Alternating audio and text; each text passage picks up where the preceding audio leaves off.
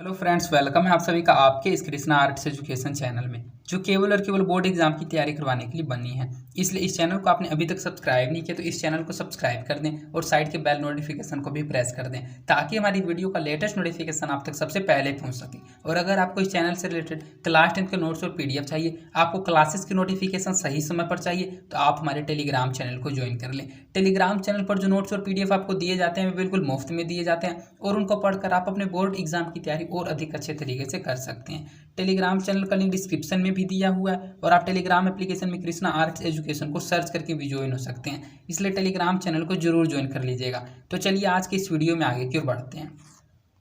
आज का ये वीडियो अति महत्वपूर्ण वीडियो होने वाला है, क्योंकि आज हम आपको कक्षा 10 का हिंदी वर्णिका भाग 2 का दूसरा पार्ट ढहते विश्वास का संपूर्ण व्याख्या करवाने वाला हूँ। अर्थात आज हम आपको ढहते विश्वास पार्ट को अच्छे से एक्सप्लेन करने वाले हैं, पूरे पार्ट को अच्छे से पढ़ाने वाले हैं। और अगर आपको कक्षा 10 के हिंदी वर्णिका भाग 2 की किसी अन्य पार्ट के एक्सप्लेनेशन, वस्तुनिष्ठ प्रश्नोत्तर या फिर लघु उत्तरीय प्रश्नोत्तर के वीडियो को देखना है, तो आप डिस्क्रिप्शन में दिए गए लिंक हिंदी वर्णिका, वस्तुनिष्ठ प्रश्नोत्तर, लघु उत्तरीय प्रश्नोत्तर और संपूर्ण व्याख्या 2023 के प्लेलिस्ट में जाकर किसी भी पार्ट के किसी भी वीडियो को आसानी से देख सकते हैं। मैंने पूरे हिंदी गोधूली गद्यखंड को भी समाप्त कर रखा है। अगर आप उसके वीडियो को देखना चाहते हैं तो उसका भी प्लेलिस्ट डिस्क्रिप्शन में दिया हुआ है, अर्थात उसके लिंक को क्लिक करके आप उसके वीडियोस को भी देख सकते हैं। तो चलिए बिना देर करते हुए इस वीडियो में हम आपको ढहते विश्वास पाठ को पढ़ाते हैं।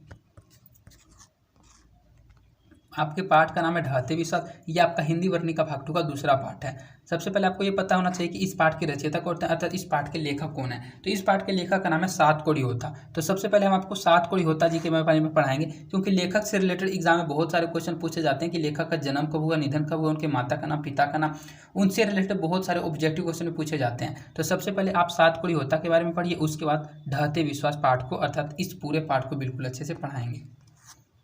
तो आपको करना क्या, इस वीडियो में लास्ट तक बने हुए रहना है। मेरी सभी बातों को माइंड कंसंट्रेट करके समझते हुए चलना है। मेरी कोशिश यही रहेगी कि इस वीडियो में हम आपको ये पूरा पार्ट बिल्कुल अच्छे से समझा दें और पार्ट समझने के बाद ऐसा एक भी और सब्जेक्टिव और ऑब्जेक्टिव क्वेश्चन ना रहे जो आपसे ना बन पाए। इसलिए इस वीडियो को लास्ट तक और ध्यान से देखते हुए चलिएगा। तो ये जो पहला पैराग्राफ है ये पूरा का पूरा सातकोड़ी होता जी के बारे में, अर्थात इस पाठ के लेखक के बारे में, और यहाँ से फिर नीचे से हमारा पाठ शुरू होता है। तो सबसे पहले आप लेखक के बारे में ध्यान से सुनिएगा और ध्यान से इन सभी बातों को याद भी रखिएगा। सातकोड़ी होता उड़िया के एक प्रमुख कथाकार हैं। इनका जन्म 29 अक्टूबर 1929 ईस्वी में मयूरभंज उड़ीसा में हुआ था। अब तक इनकी 1 दर्जन से अधिक पुस्तकें प्रकाशित हो चुकी है। होता जी से तात्पर्य सातकोड़ी होता। सातकोड़ी होता जी को ही शॉर्टकट में होता जी भी कहा जाता है। तो होता जी भुवनेश्वर में भारतीय रेल यातायात सेवा के अंतर्गत रेल समन्वय आयुक्त व उड़ीसा सरकार के वाणिज्य एवं यातायात विभाग में विशेष सचिव एवं उड़ीसा राज्य परिवहन निगम के अध्यक्ष रह चुके हैं। इनके कथा साहित्य में उड़ीसा का जीवन गहरी आंतरिकता के साथ प्रकट हुआ है। यह कहानी राजेंद्र प्रसाद मिश्र द्वारा संपादित एवं अनुदित उड़िया की चर्चित कहानियां विभूति प्रकाशन दिल्ली से यहाँ साभार संकलित है। अर्थात इसमें 2 से 3 बातों को आपको याद रखना है कि सातकोड़ी जो होता थे वे किस भाषा के प्रमुख कथाकार थे, तो वे उड़िया भाषा के कथाकार थे। जैसे कि फर्स्ट चैप्टर में आपने पढ़ा था कि जो श्रीनिवास जी थे वे कन्नड़ भाषा के प्रसिद्ध कथाकार थे। तो उसी प्रकार जो सातकोड़ी होता है वे उड़िया भाषा के प्रमुख कथाकार हैं। इनका जन्म 29 अक्टूबर 1929 ईस्वी में हुआ था। 29 दोनों तारीख याद रखने में आपको दिक्कत नहीं होगी। 29 अक्टूबर 1929 ईस्वी में मयूरभंज के उड़ीसा में इनका जन्म हुआ था। अब तक इनकी 1 दर्जन से भी अधिक पुस्तकें, अर्थात 12-13 से भी अधिक पुस्तकें इनकी प्रकाशित हो चुकी है। जो सातकोड़ी होता जी थे वे भुवनेश्वर में भारतीय रेल यातायात सेवा के अंतर्गत रेल समन्वय आयुक्त व उड़ीसा सरकार के वाणिज्य एवं यातायात विभाग में विशेष सचिव तथा उड़ीसा राज्य के परिवहन निगम के अध्यक्ष भी रह चुके हैं। इनके कथा साहित्य में उड़ीसा का जो जीवन है वह गहरी आंतरिकता के साथ प्रकट हुआ है। यह कहानी, अर्थात यह जो कहानी आप ढहते विश्वास पढ़ने जा रहे हैं, यह कहानी राजेंद्र मिश्र द्वारा संपादित एवं अनुदित उड़िया की चर्चित कहानियां विभूति प्रकाशन दिल्ली से साभार संकलित है। अर्थात इस कहानी का निर्माण सातकोड़ी होता जिन्हें उड़िया भाषा में किया था, लेकिन इसको हिंदी में जो रूपांतरित किया है राजेंद्र प्रसाद मिश्र ने किया है। और यह जो कहानी है उड़िया भाषा की चर्चित कहानियों में से कहानी है, और इस कहानी को विभूति प्रकाशन दिल्ली से संकलित किया गया, अर्थात वहीं से इस पाठ को लिया गया है। अब यहाँ से हमारा पाठ शुरू होता है। पाठ को बिल्कुल अच्छे से पढ़िएगा, बहुत ही इंटरेस्टिंग चैप्टर है, थोड़ा इमोशनल चैप्टर है, इसलिए इस चैप्टर को अच्छे से समझते हुए चलिएगा और इस वीडियो को लास्ट तक देखिएगा। पिछले कई दिनों से लगातार बारिश होते देख लक्ष्मी को लग रहा था जैसे इस बार भी बाढ़ आएगी। तूफान में घर टूट गया था, सो उधार कर्ज मांग कर किसी तरह कुछ बांध कर उस पर पुआल बंद कर उस पर पुआल डाल दिया था। उसने लक्ष्मण कलकत्ता में नौकरी करके पत्नी को जो कुछ भेजता था, उससे गुजारा न होने की वजह से तहसीलदार साहब के घर का छिटपुट काम करके लक्ष्मी जो कुछ पाती है उसी से अपनी कमी पूरी कर लिया करती है। लगता है अब समय को लोगों का सुख चैन सहन नहीं हो पा रहा है, वरना तूफान के तुरंत बाद सूखा न पड़ता। 1 बीघा खेत छोड़ गए हैं पूर्वज, 1 टुकड़ी जमीन भी है। हल किराए पर लेकर उस बीघे भर में खेती करवाई थी लक्ष्मी ने। अंकुर जल गए और कहीं कहीं पर धान के हरे भरे सभी कोमल पौधे धूप में बुनकर स्वाहा हो गए। अर्थात इस कहानी की जो प्रमुख पात्र है वह लक्ष्मी है, क्योंकि कई बार आपने इसका नाम सुन लिया लक्ष्मी, इसके अलावा आपने यहाँ देखा लक्ष्मी, तो अर्थात इससे हम लोगों को ये पता चलता है कि लक्ष्मी के बारे में इस पार्ट में हम अच्छे से पढ़ने वाले हैं। अर्थात इस कहानी के जो प्रमुख पात्र है वह लक्ष्मी है। तो लक्ष्मी जो है उसके यहाँ पिछले कई दिनों से लगातार बारिश हो रही थी, इसलिए उसको लग रहा था कि बाढ़ आने की संभावना है। तूफान में उसका घर टूट गया था, जो घर उसने उधार कर्ज मांग कर किसी तरह बांस से बांध बूंद कर उस पर पुआल डालकर बनाया था।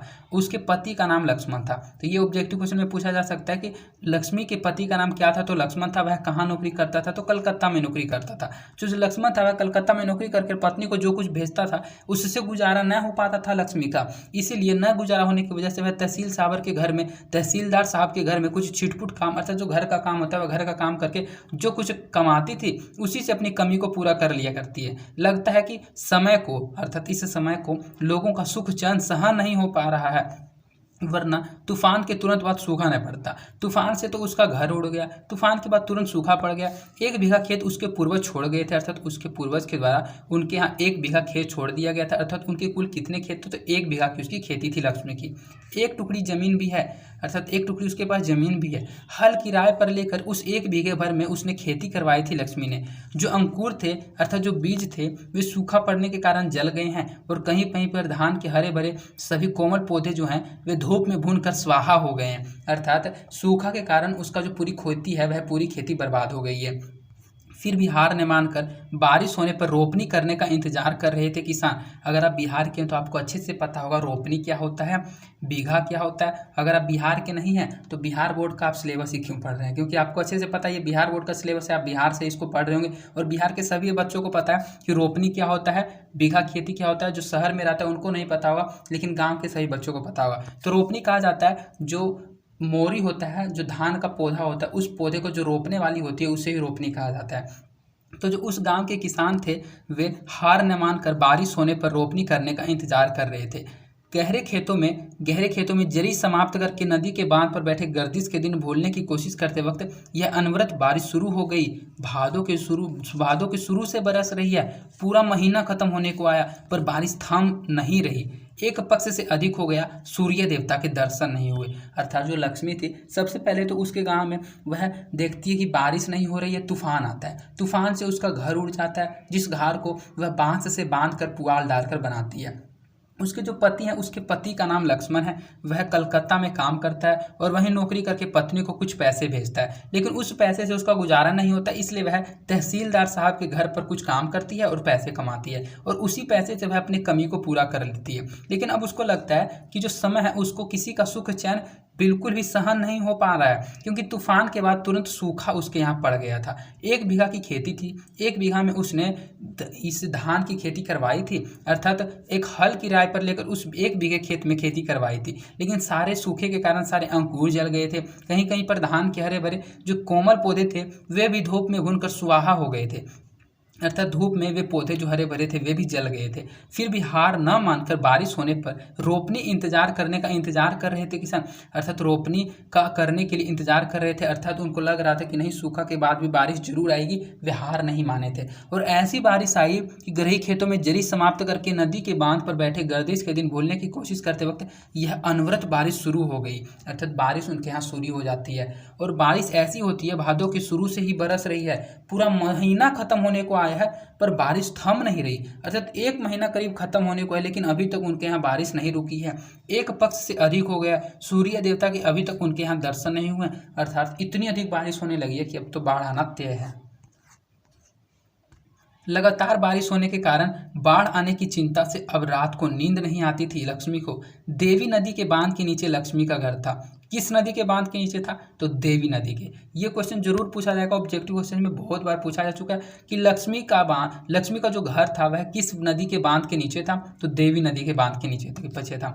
दलेई बांध में पिछली बार जब नदी ने दाव साधा था उस समय वह नई नई आई थी ससुराल। जिस दिन दलेई बांध टूट गया, चारों ओर बाढ़ के पानी के साथ मनुष्य का हाहाकार मिलकर एकाकार हो गया था, उसके बाद सब कुछ खत्म हो गया। तुरई के फूल की तरह खिलखिलाकर हंसते लोग सहसा मुरझा गए। मनुष्य की आवाज, उसके शब्द, आनंद, कोलाहल सब रेत में दफन हो गए थे। वे दिन अभी तक नहीं भुला पाई है लक्ष्मी। कितनी दर्दनाक है वह अनुभूति, कितना भयानक था वह दृश्य। मरी पड़ी माँ के शव से टिककर बैठा था बच्चा सांत्वना पाने के लिए। कौन देगा उसे सांत्वना? इससे पहले कि माँ उसे गोद में उठाए, सियार वन भोज के लिए घसीट ले जाते हैं उस जीते जागते बच्चे को। वह दृश्य याद आते ही सिर से पैर तक शरीर आतंक से सिहर उठता है। यदि दोबारा दलेई बांध टूट जाए तो उन्हें कौन बचाएगा? बच्चे विपत्ति का सामना कैसे कर पाएंगे? उनके यहाँ 1 महीने से लगातार बारिश हो रही है, जो आपने पहले पैराग्राफ में पढ़ा। तो वही इसमें लिखा हुआ है कि लगातार बारिश होने के कारण जो लक्ष्मी है उसको अब रात को अच्छे से नींद नहीं आती है, क्योंकि उसको लग रहा है कि बाढ़ आने की चिंता उसको सताती है। एक बार देवी नदी के बांध के नीचे लक्ष्मी का घर था। पिछले साल उसने दलेई बांध में जो बाढ़ आया था, अर्थात वह जो बांध टूट कर चारों तरफ उसका पानी फैल गया था, उस पानी के साथ साथ मनुष्य का हाहाकार मिलकर एकाकार हो गया था। उसको उन सभी बातों की याद आ रही थी लगातार बारिश को देखकर। तो दलेई बांध में उसने क्या देखा था कि तुरई के जो फूल थे वह खिलखिलाकर जो हंसते लोग सहसा मुरझा गए थे। मनुष्य की आवाज़, उसके शब्द, आनंद, कोलाहल सब रेत में दफन हो गए थे। वे दिन अभी तक भुला नहीं पाई है लक्ष्मी। अर्थात दलेई बांध जब टूटा था तो उस दलेई बांध के कारण, बाढ़ के कारण जो जान माल की हानि हुई थी, उस जान माल की हानि को लक्ष्मी ने अपनी आंखों से देखा था और उन सभी दृश्य को वह भुला नहीं पा रही थी, क्योंकि वह कितनी दर्दनाक वह अनुभूति थी, कितना भयानक था वह दृश्य। मरी पड़ी माँ के शव से टिककर, अर्थात बाढ़ के आने से किसी माँ की मृत्यु हो जाती है और उसी को वह देखती है कि उसके शव से टिककर एक बच्चा बैठा था सांत्वना पाने के लिए। लेकिन कौन देगा उसे सांत्वना? इससे पहले कि माँ उसे गोद में उठाए, सियार लोमड़ी को ही कहा जाता है, लोमड़ी का एक प्रजाति होती है। तो सियार वन भोज के लिए उस जीते जागते बच्चे को घसीट ले जाते हैं। वह दृश्य याद आते ही लक्ष्मी का सिर से पैर तक सिहर, जो शरीर है वह आतंक से सिहर उठता है। यदि दोबारा दलेई बांध टूट जाए तो उन्हें कौन बचाएगा? अर्थात इस लगातार बारिश के कारण उसको लगता है कि कहीं दोबारा ये जो दलेई बांध है टूट जाए तो उन लोगों को कौन बचाएगा? बच्चे विपत्ति का सामना कैसे कर पाएंगे? अर्थात अब उसको बाढ़ की चिंता के कारण इन सही बातों को वह सोचती रहती है और उसको रात भर नींद भी नहीं आती है। विपत्ति अकेले न आकर संगी साथियों के साथ आती है। यह बात सच साबित हुई।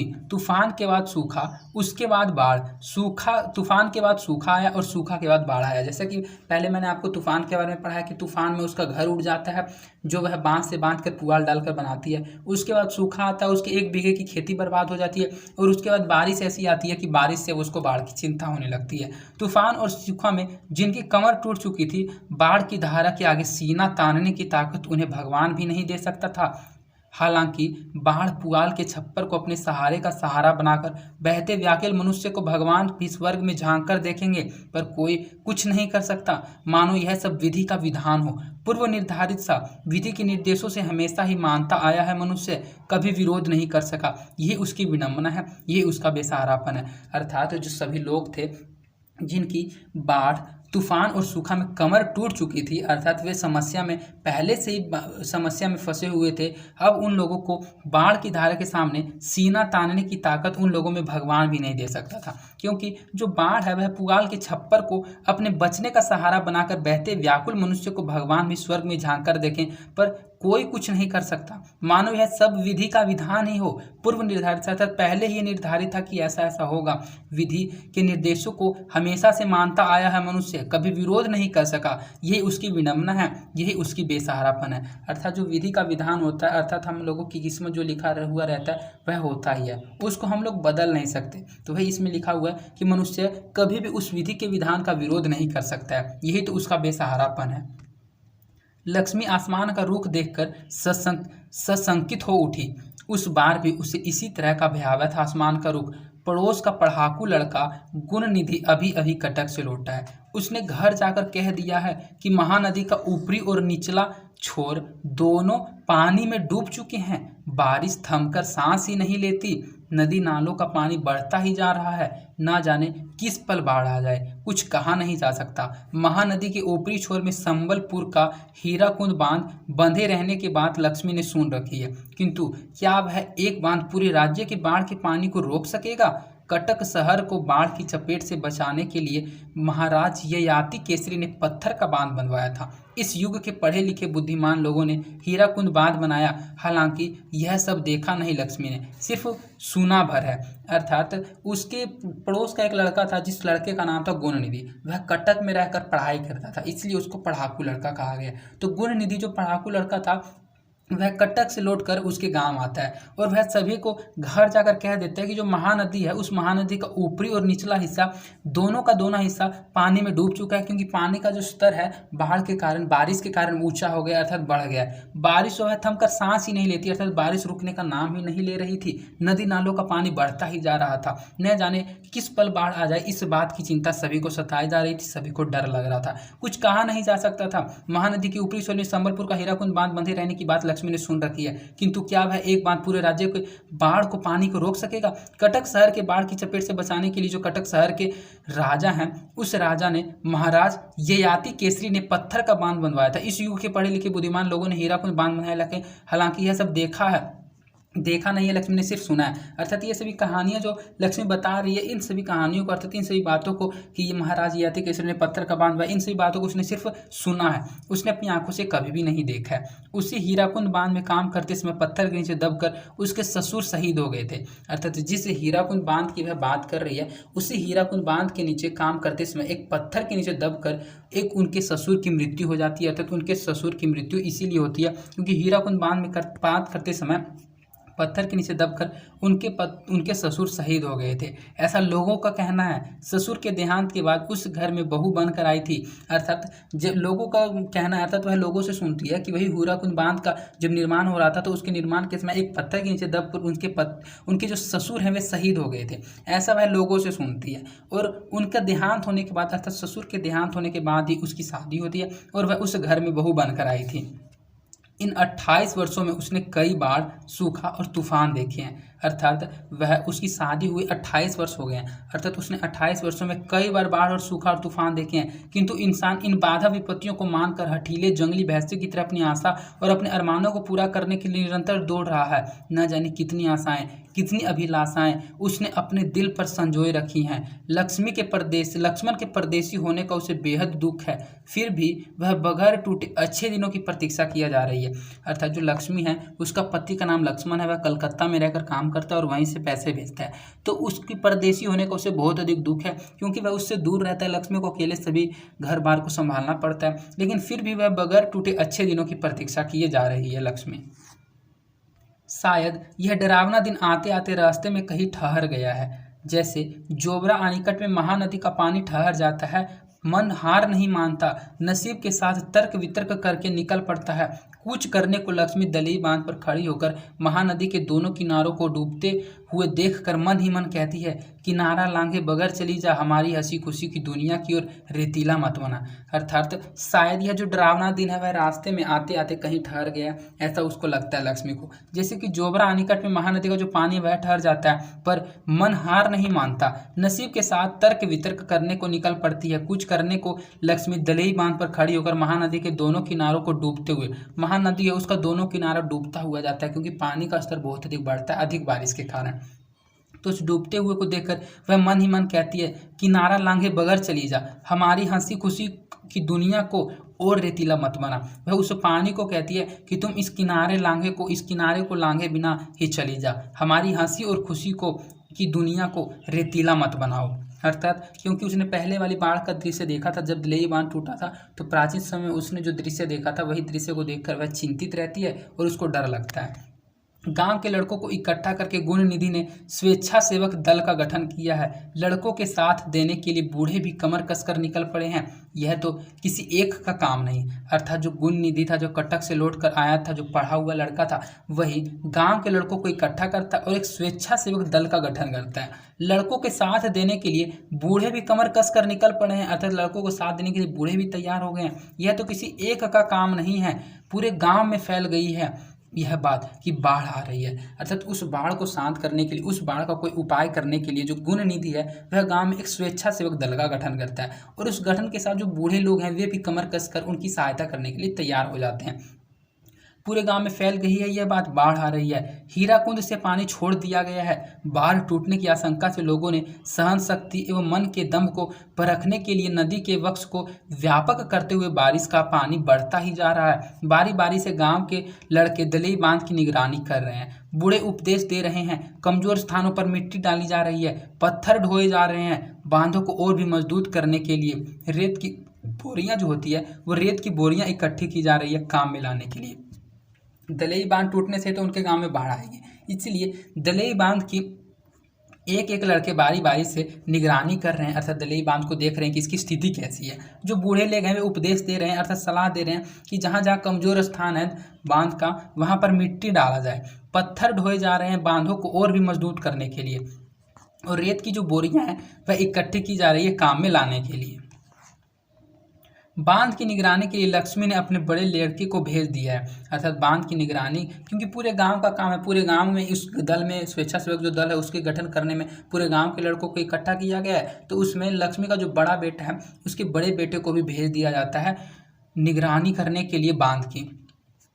अपने साथियों के साथ वह रात भर बांध की निगरानी करेगा, कमजोर स्थानों पर रेत की बोरियां डालेगा, पत्थर ढोएगा। लड़का बाप की तरह ही कर्मठ है, गठा हुआ शरीर, काम पड़ने पर झपट पड़ता है। शेर की तरह घर पर 2 लड़कियों और साल भर के लड़के को लेकर अकेली है लक्ष्मी, उसे नींद नहीं आती। नदी की आवाज़ और बारिश की रिमझिमाहट को कान देकर सुनती है। वह नदी किनारे गुण निधि से पूछा था, हिम्मत बंध रही है क्यों, क्या छोटे सकोगे, कर सकोगे। तो जो लक्ष्मी है उसका जो बड़ा बेटा है वह बड़ा बेटा भेज देती है वह बांध की निगरानी करने के लिए। अपने साथियों के साथ वह रात भर बांध की निगरानी करेगा, कमजोर स्थानों पर रेत की बोरियां डालेगा और पत्थर ढोएगा। जो वह लड़का है जो उसका बड़ा बेटा है वह उसके बाप की तरह तो लक्ष्मण की तरह ही कर्मठ है, उसका गठा हुआ शरीर है, काम करने पर झपट पड़ता है। शेर की तरह घर पर 2 लड़कियां और साल भर के लड़के। तो इससे पता चलता है कि उसके कुल 4 संतान थे, 2 लड़कियां थी और 2 लड़के थे। एक साल भर का लड़का था, 2 लड़की थी और एक बड़ा लड़का था। तो उन तीनों को लेकर वह घर पर अकेली ही है लक्ष्मी, उसे नींद नहीं आती है। नदी की आवाज़ और बारिश की रिमझिमाहट को कान डेर कर सुनती है। वह नदी के किनारे गुण निधि से पूछा था, हिम्मत बंध रही है क्या छोटे, कर सकोगे, वह पूछती है उससे। तो गुण निधि ने उसको हंसते हुए कहा, क्यों नहीं कर सकेंगे मौसी, निठल्ले लोगों के लिए जगह भी तो नहीं है। दुनिया में जिस मनुष्य ने कांट जोड़ी का पत्थर बांध बनाया है, हीराकुर बांध बनाया है, वह मनुष्य अभी मरा थोड़े ही है। अर्थात गुण निधि हंसते हुए उसको कहता है, हिम्मत बताते हुए कहता है कि क्यों नहीं कर सकेंगे मौसी, निठल्ले लोगों के लिए जगह भी तो नहीं है दुनिया में। जिस तरह से कांट जोड़ी का पत्थर बांध बनाया है, हीराकुंड बांध बनाया है, वह मनुष्य अभी मरा थोड़े ही है। अर्थात हम लोग इस बांध को जरूर मजबूत कर सकेंगे, बाढ़ को नहीं आने देंगे, ऐसा वह कहता है। उसके चेहरे पर चमक देखकर लक्ष्मी को कुछ तसल्ली हुई। कुछ भी कहो, पढ़ लिख कर नालायक नहीं निकला। पैंट स्वेटर उतार कर कांच लगाकर अन्य 25 लोगों के साथ कमर कसकर जुटा हुआ है। बड़ा लड़का अच्युत भी पल भर को नहीं बैठता। बड़ा लड़का अच्युत, यहाँ से नाम अच्छे से याद रखिए, क्वेश्चन पूछा जा सकता है। लक्ष्मी के बड़े बेटे का नाम क्या था, तो लक्ष्मी के बड़े लड़के का नाम था अच्युत। जो गुण निधि था वह उसका पड़ोसी था, वह कटक में रहता था, पढ़ाई करता था और वहाँ से आया था। तो वही वह देखती है, उसके चेहरे की चमक देखकर लक्ष्मी कुछ तसल्ली होती है। तो वह मन ही मन कहती है कि कुछ कहो, पढ़ लिख कर वह नालायक नहीं निकला। पैंट शर्ट उतार कर कांच लगाकर अन्य 25 लोगों के साथ कमर कसकर जुटा हुआ है। उसका जो बड़ा लड़का है अच्युत, वह भी पल भर को नहीं बैठता। रेत की एक बोरी डालने के बाद दूसरी बोरी लाने के लिए दौड़ जाता है। खतरे से जूझने के लिए सभी लोग इकट्ठे हुए हैं, अर्थात रिस्क में सभी लोग काम कर रहे हैं, खतरे से जूझने के लिए सभी लोग इकट्ठे हुए हैं। सरपंच ने गुण निधि से कहा, घर घर खबर पहुंचवा दो, सबों को सतर्क कर दो, बाढ़ का पानी बढ़ता ही जा रहा है, कल शाम तक यहाँ पहुँच जाएगा। दूसरे दिन सुबह एर समा बाली कूदा, एक मुंह से दूसरे मुंह को होती यह बात हवा के चारों तरफ फैल गई। अर्थात जो सरपंच था उस गांव का, गुण निधि ने जो गुण निधि था उसी ने तो स्वेच्छासेवक दल का गठन किया था। तो जो सरपंच था वह गुण निधि से कहता है कि तुम घर घर खबर पहुंचवा दो, सबों को सतर्क कर दो कि बाढ़ का पानी बढ़ता ही जा रहा है, कल शाम तक यहाँ पहुंच जाएगा। दूसरे दिन सुबह एरसमा बाली कूदा, एक मुंह से दूसरी मुंह को होते हुए यह बात हवा की तरफ चारों तरफ फैल गई। किसी को प्रचार करना ही नहीं पड़ा, बुलावा नहीं देना पड़ा। गांव के युवक बाढ़ के पानी का मुकाबला करने के लिए निकल पड़े। आशंका से सिहर उठे वृद्ध, महिला और असक्षम तथा कमजोर लोग। पहली बार जो बाढ़ थी वह पहली बार नहीं आ रही थी। यहाँ टाइपिंग में थोड़ा मिस्टेक है, यहाँ बाढ़ होना चाहिए था। बाढ़ पहली बार नहीं आ रही है, पहले भी कई बार आई है, आगे भी आएगी। लेकिन एक एक बाढ़ जमाने जमाने तक याद है। लोगों की कमर टोल डालने की वजह से यह बाढ़ सन 55 में दली बांध के तोड़ने वाली बाढ़ से बड़ी होगी या छोटी होगी कोई नहीं कह सकता। नदी के बांध से उतरते वक्त लक्ष्मी ने कहा, जुटे रहो बच्चे, पानी में रहकर मगरमच्छ से बैर रखना तो मुश्किल है। बाढ़ अपने रास्ते जाए, तुम अपने रास्ते काम में जुटे रहो। अर्थात लक्ष्मी जब वहाँ से आती है तो उस समय उस बांध से उतरते वक्त कहती है कि जुटे रहो बच्चे, पानी में रहकर मगरमच्छ से बैर रखना तो मुश्किल है। क्योंकि पानी में अगर होंगे तो मगरमच्छ से बैर रखना तो मुश्किल है। ये मुहावरा के जरिए है उनको बात समझाना चाहती है कि बाढ़ अपने रास्ते मुड़ जाए, तुम अपने रास्ते काम में जुटे रहो। अर्थात बाढ़ को टूटने नहीं दो, बाढ़ को आने नहीं दो, बांध को अच्छे से मजबूत बनाए रखो। क्योंकि इससे पहले जो दलई बांध टूटने के कारण सन 55 में बाढ़ आया था, उस बाढ़ से यह बाढ़ जो आएगी वह बड़ी होगी या छोटी होगी, इस बात को कोई भी नहीं कह सकता था। अर्थात इसका कोई भी अंदाजा नहीं लगाया सकता था। अर्थात बाढ़ आने की संभावना दिन प्रतिदिन उनके यहाँ बढ़ती ही जा रही थी। लक्ष्मण का मिट्टी की दीवार और पुआल के छप्पर से बना घर दलई बांध से कुछ ही दूरी पर है। अर्थात दलई बांध से कुछ ही दूरी पर था लक्ष्मण की मिट्टी की दीवार और पुआल से छप्पर से बना हुआ घर। घर के चबूतरे पर बैठने से बांध दिखता है, छप्पर पर बैठने से नदी का पानी दिखता है। इस गांव के इतिहास के साथ नदी का इतिहास लिखा है। दलई बांध की मिट्टी में कई लोगों का परिश्रम, पसीना और खून मिला है। नदी की बाढ़ का विकराल रूप देखने के बावजूद मनुष्य वहां से खिसका नहीं, नदी के किनारे ही घर बनाया है उसने। इस तरह नगर और जनपद बनते गए और सभ्यता का विकास होता गया। नदी के किनारे मनुष्य का सुख दुख का गीत गाती हुई नदी बह रही है। उसका पानी पीकर, उसके पानी से खेत सींच, अनाज उत्पन्न करके वही जी रहा है। अर्थात नदी के किनारे घर उन लोगों ने यही इसलिए बनाया था क्योंकि नदी के किनारे वह उसका पानी पीते थे, उनके ही पानी से खेत को सींचते थे और अनाज को उत्पन्न करते थे। नदी की उपजाऊ मिट्टी ने जमीन को उर्वर बनाया है।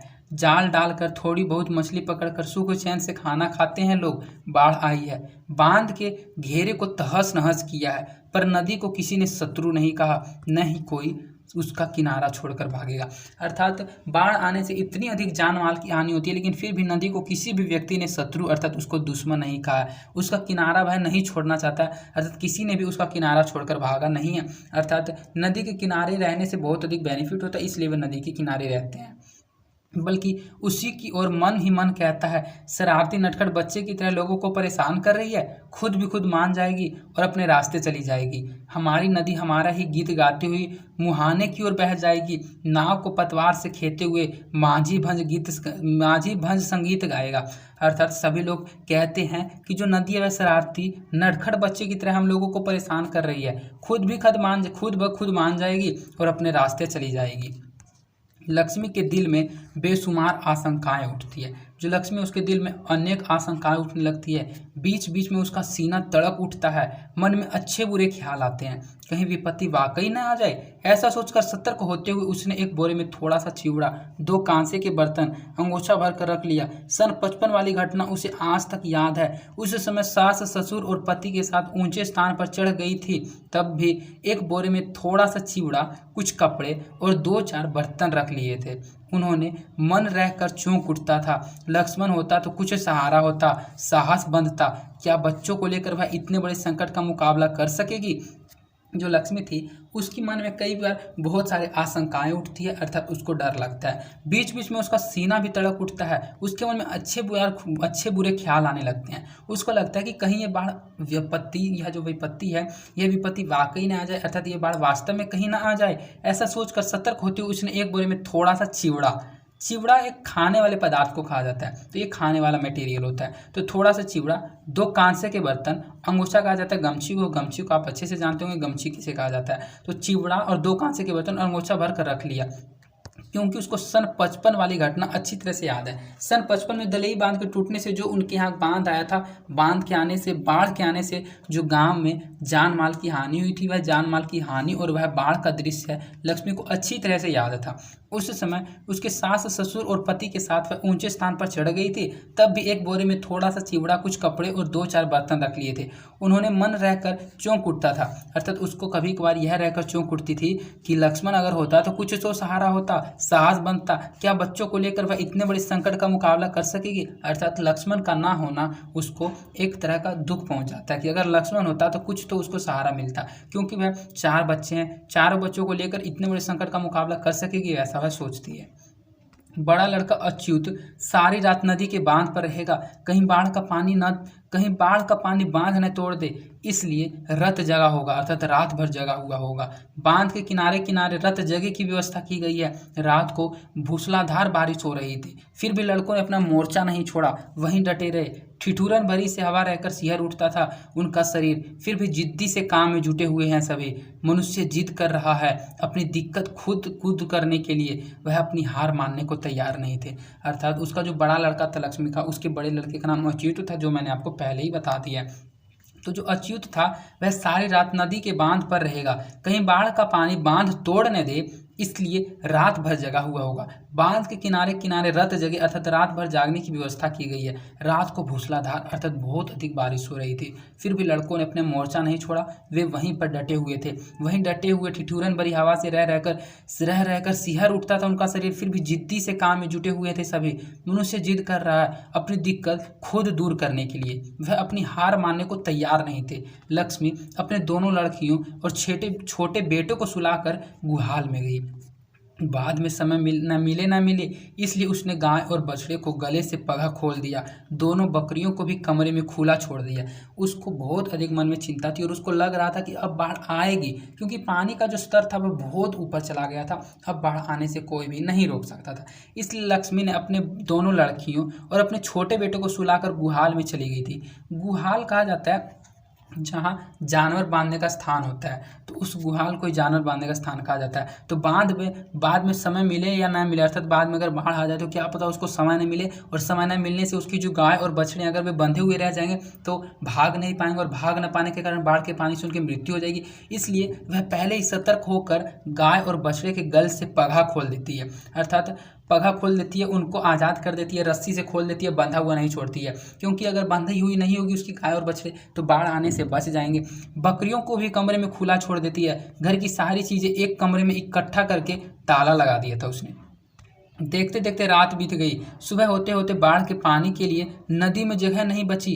बारिश की रफ्तार में कोई फर्क नजर नहीं आया, अर्थात बारिश जितनी मूसलाधार रात को हो रही थी उतनी ही मूसलाधार बारिश अभी भी हो रही थी। बारिश को रुकने का नाम ही ले रही थी, बारिश में कुछ कमी भी नहीं आ रही थी, अर्थात कोई फर्क नजर नहीं आया। उसने नदी के बांध की ओर देखा, बांध पर अभी भी लोग काम कर रहे थे। गुणनिधि, अच्युत, शंकर, मकरा, चंद्रा सभी हो करके आसपास के लोगों को सतर्क कर रहे थे।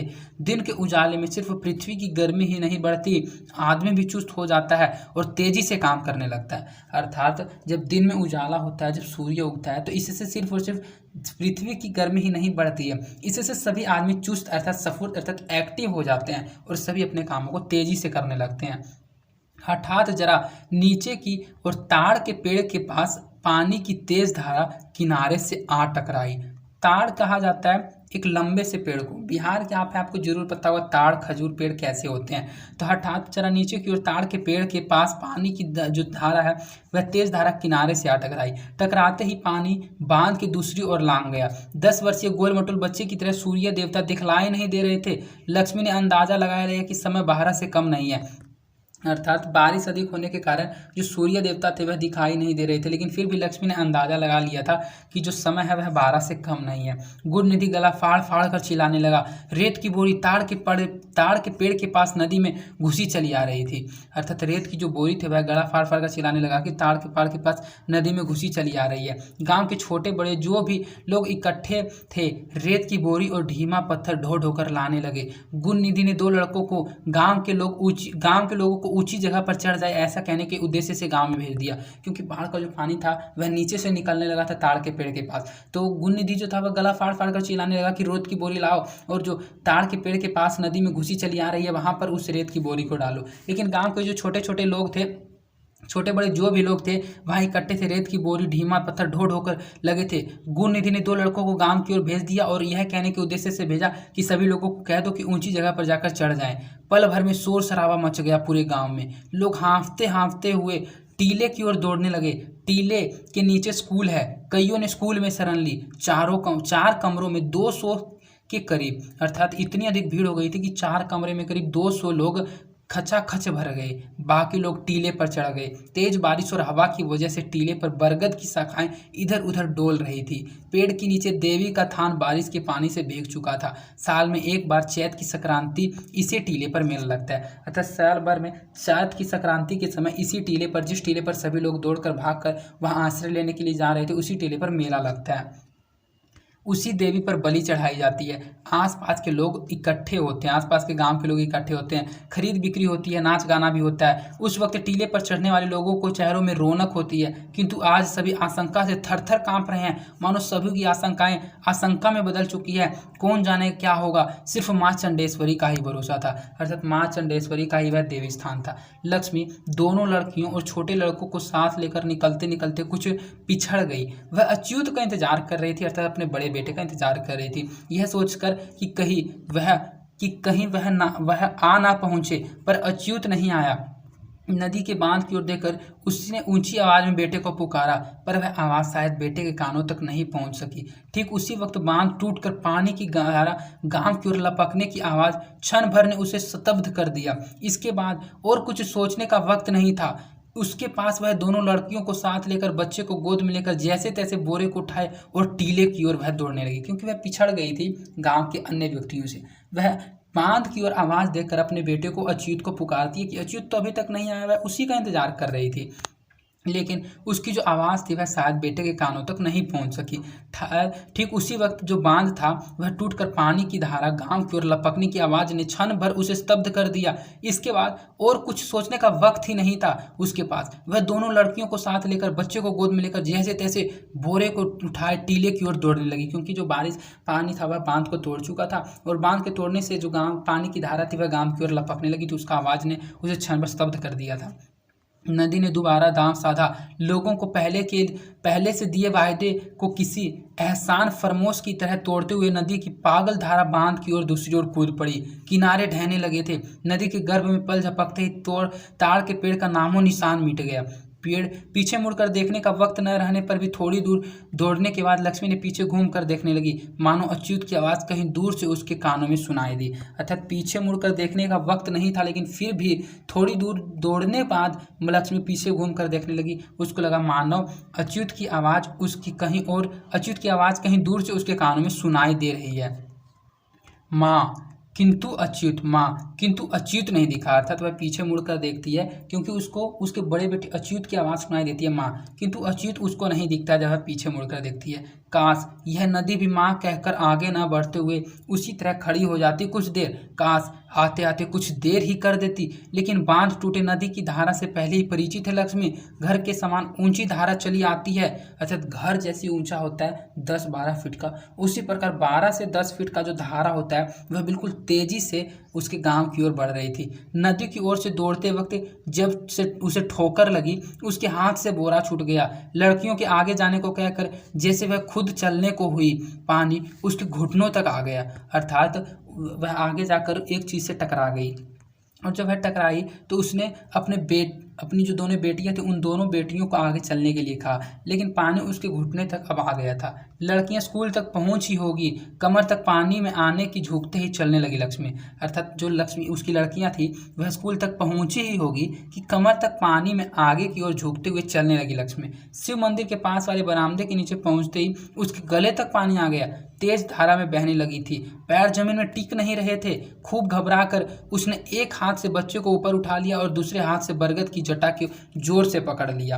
अर्थात पानी इतना अधिक हो गया था, पहले उसके घुटने तक आया था, फिर कमर तक आया था, अब उसके गले तक आ गया था। और जब गले तक पानी आ जाता है और जब धारा रहता है तो वह हमारे शरीर को टिकने नहीं देता है। उसी प्रकार उसके जो पैर थे लक्ष्मी के, वे जमीन पर टिक नहीं रहे थे। खूब घबराकर उसने एक हाथ से बच्चे को ऊपर उठा लिया और दूसरे हाथ से बरगद की जटा को जोर से पकड़ लिया। उसके बाद वह कब और किस तरह जटा के सहारे पेड़ पर चढ़ गई वह खुद भी नहीं बता सकती, किंतु देखते ही देखते पेड़ का तना भी डूब गया। बाढ़ का पानी शाखाओं को चूमने लगा। न जाने किस जमाने का बरगद बाढ़ के पानी की रफ्तार से थरथराने लगा था। लक्ष्मी ने आधी साड़ी खोलकर अपनी कमर को पेड़ की डाली में लपेट लिया, अर्थात उसने अपनी साड़ी को खोलकर उस कमर को खोलकर जो साड़ी होती है उसको पेड़ में इसलिए लपेट दिया कि अगर जो धारा है पानी का अगर वह तेजी से भी आए तो उसको बहा न सके। वह पेड़ की आश्रय लेकर वहीं रुकी हुई है। चारों ओर असहाय लोगों का आंतरनाद सुनाई दे रहा था। घर, खेत खलिहान, बाग बगीचों को मिट्टी में मिलाकर परिहास करते हुए आगे बढ़ती जा रही थी नदी की धारा। लक्ष्मी कब बेहोश हो गई वह जान नहीं पाई। अर्थात इन सभी दृश्यों को देखकर, इन सही चीज़ों को देखकर वह उसी बरगद के पेड़ के पास ही बेहोश हो जाती है। दिन भर और रात भर सूसू करके बह रहा था नदी का पानी। दलही बांध टूटने पर जिस तरह इस हर बार किसी अबोध अनाथ बच्चे के रोने की आवाज़ आती है, इस बार भी ठीक उसी तरह उसको सुनाई दी। ऊंची छलांगे भर भर कर तेज गर्जन करते हुए बाढ़ का पानी आगे ही बढ़ता जा रहा था। पीछे घिसकते जा रहे थे मनुष्य और पशु, जीव जगत के उतने ही पुराने स्तब्ध और जंगम। अर्थात जो बाढ़ का पानी था वह ऊंची छलांगे भर भर कर तेज गर्जन करते हुए बाढ़ का पानी आगे ही बढ़ता जा रहा था। पीछे खिसकते जा रहे थे मनुष्य और पशु, जीव जगत के कितने ही पुराने स्थावर और जंगम हैं। ऐसी बाढ़ कभी न आई, बूढ़े ने कहा। अर्थात बूढ़ों ने कहा कि ऐसी बाढ़ पहले कभी नहीं आई। नदी कई बार किनारा लांघ चुकी है, लेकिन इस बार की बाढ़ इस बाढ़ का जो मिजाज है कुछ अलग ही है, कोई मुकाबला नहीं है इसका। पूरा दिन खत्म होने के बाद पुनः सुबह होने तक बाढ़ का पानी एरसमा पहुंच चुका था। चारों ओर पानी भरा था, सिर्फ पानी ही पानी, मानो एक और मधोदधि हो। टीले पर चढ़े हुए लोग व्याकुल होकर अपने अपने लोगों को ढूंढ रहे थे। जो लोग ऊपर नहीं चढ़ पाए, क्या वे अभी तक जिंदा होंगे? बाप बेटे को ढूंढ रहा था, पति पत्नी को, माँ बेटे को, भाई बहन को, किंतु इतनी सी जगह पर दो गांवों के लोग इस कदर से एक दूसरे के सटे खड़े थे कि सरसों तक डालने की जगह नहीं थी। सरसों का जो एक दाना होता है बहुत ही छोटा होता है, और इतना भीड़ था वहाँ, और उस भीड़ में सभी लोग एक दूसरे को खोज रहे थे कि वहाँ सरसों तक डालने की जगह नहीं थी। पहला दूसरे को कुछ बोलने से पहले ही दूसरा बोल उठता था, भैया जरा देखना, मेरा छोटा लड़का केसन उस ओर है क्या? एक कदम चलने की गुंजाइश नहीं थी, फिर भी वहाँ तलाश जारी थी, मन और हृदय में तलाश जारी थी। टीले के नीचे स्थित स्कूल में पानी में टीले के नीचे जो स्कूल स्थित था वह पानी में डूब चुका था। स्कूल की छत पर जिन्होंने आश्रय लिया था उनके घुटनों तक पानी था। सौभाग्य से उस जगह बहाव तेज नहीं था, वरना सब के सब तिनकों की तरह बह चले जाते नदी की धारा में। जो लोग कमरों में थे वे क्या कर रहे होंगे यह जानने का कोई उपाय नहीं है। संभवतः वे लोग टीले पर चढ़ाए होंगे या फिर एक दूसरे का हाथ पकड़कर दूसरे धाम चले गए होंगे। लक्ष्मी को होश आया, सूर्य देवता सिर पर आ चुके थे। अर्थात वह बेहोश हो गई थी, तो उसके बाद जब उसको होश आता है तो सूर्य देवता अर्थात सूर्यदेव उसके सिर पर आ चुके थे। अर्थात जब उसने बेटे का मुंह स्तन से नहीं लगा हुआ अनुभव किया, उसने चारों ओर निगाह दौड़ाई, परंतु उसका बेटा लड़का परंतु उसका जो छोटा लड़का था वह कहीं नहीं दिखा। वह जोर जोर से गुहार मार मार कर व्याकुल होकर खूब रोई, लेकिन उसका रोना सुनने के लिए वहां आसपास कोई चिड़िया तक नहीं थी। पेड़ की शाखाओं के बीच किसी की काली गाय टिकी थी। जान न रहने की वजह से उसका पूरा शरीर फूला हुआ था। अर्थात पेड़ की दो शाखाओं के बीच किसी की एक काली गाय वहीं टिक गई थी और वह मर गई थी, जिस कारण उसमें जान न रहने के कारण उसका पूरा शरीर फूला हुआ था। थोड़ी ही दूरी पर नदी की धारा में किसी व्यक्ति का शव बह रहा था। उसी के ठीक आसपास एक दूसरे के व्यक्ति का मानो आगे पीछे होकर वे लोग जा रहे हैं। अर्थात थोड़ी दूर जब नदी की धारा की ओर उसने देखा तो कुछ लोगों की शव अर्थात लाश बह रहे थे, और उसके आसपास एक दूसरे व्यक्ति का मानो एक दूसरे के आसपास अर्थात आगे पीछे होकर वे सभी लोग आपस में जा रहे हों। लक्ष्मी का सारा शरीर जकड़ चुका था, मन भी शून्य था। वह न कुछ कहना चाहती थी, न कुछ देखना और न ही सुनना। अर्थात वह किसी को न ही कुछ कहना चाहती थी, न ही कुछ देखना चाहती थी और न ही कुछ सुनना चाहती थी। दलेई बांध उसकी नज़रों से ओझल हो रहा था। सिर्फ बाढ़ के पानी की धारा आगे की ओर बढ़ती चली जा रही थी। उसी धारा की आवाज़ के साथ साथ लोगों के रोने की आवाज़ भी बह रही थी। जैसी तरह धारा बह रही थी, धारा की आवाज़ उसको सुनाई दे रही थी, उसी प्रकार लोगों के आवाज़, रोने की आवाज़ भी उसको सुनाई दे रही थी, लोगों की आवाज़ भी बह रही थी। अब लोगों को किसी पर भरोसा नहीं रहेगा। देवी देवताओं पर से विश्वास उठने लगा, मानो सृष्टि की शुरुआत में लोगों को दिए हुए सारे वायदे खोखली आवाज़ों में तब्दील हो गए हों। बार बार किसी पर विश्वास करके इंसान ठगा जा चुका है। इसके साथ ऐसा विश्वासघात हुआ है, लक्ष्मी के पीछे वाली शाखाओं के जोड़ पर न जाने क्या आकर फंस गया है। शरीर में थोड़ी भी ताकत नहीं बची है, मन में शक्ति नहीं है, लाश की तरह एक जगह टिकी हुई है लक्ष्मी। अब सूर्य दिखलाई नहीं देता। अर्थात जब वह बेहोश से होश में आती है तब उसके सिर पर सूर्य होता है, लेकिन इतना चीज होते होते अब उसको सूर्य भी दिखलाई नहीं देता है। बादल काले काले होकर घिर आए। लक्ष्मी की याददाश्त को कुछ ऊर्जा मिली। उसने अपने पीछे वाली शाखाओं की जोड़ में फंसी चीज को देखने के लिए पीछे की ओर देखा। उसके हाथों में ताकत नहीं रह गई थी, अर्थात उसकी ताकत बिल्कुल ही रात भर में चली गई थी। पानी की धारा में न बहकर पेड़ की शाखा पर शाखा की जोड़ में हैरत अंगेज रूप में फंसे बच्चे को लक्ष्मी उठा लाई। बच्चे की दोनों आंखें मूंदी थी, सारा शरीर फूल गया था, सीने में धड़कन नहीं थी, अर्थात वह भी बच्चा मरा हुआ था, क्योंकि उसका शरीर भी इसीलिए फूल गया था। वह उसका छोटा बेटा नहीं था, फिर भी उसने अपने सिर से सटाकर अपना स्तन उसके मुंह के पास लगाकर जोरों से अपने सीने में उसको भींच लिया। क्योंकि उसको लगा कि ये मेरा बेटा, लेकिन वह उसका लड़का नहीं था, और वह जो लड़का था उस लड़के की भी मृत्यु हो चुकी थी, उसका भी शरीर फूल गया था। तो इस प्रकार ये उड़ीसा की एक कहानी है जिसकी रचना सातकोड़ी होता जी ने की है। क्योंकि उड़ीसा के बारे में आप जानते होंगे, उड़ीसा में ये जो इन्वायरमेंटल डिजास्टर है, अर्थात ये जो पर्यावरण है, ये सभी जो आपदा हैं ये आते रहते हैं, और इन्हीं आपदा से रिलेटेड एक कहानी का निर्माण किया गया ढहते विश्वास का। इस ढहते विश्वास के जरिए उड़ीसा का वर्णन किया गया है इस पाठ में। तो मैं आशा करता हूँ कि ये पूरा पाठ बिल्कुल अच्छे से आपको समझ में आ गया होगा।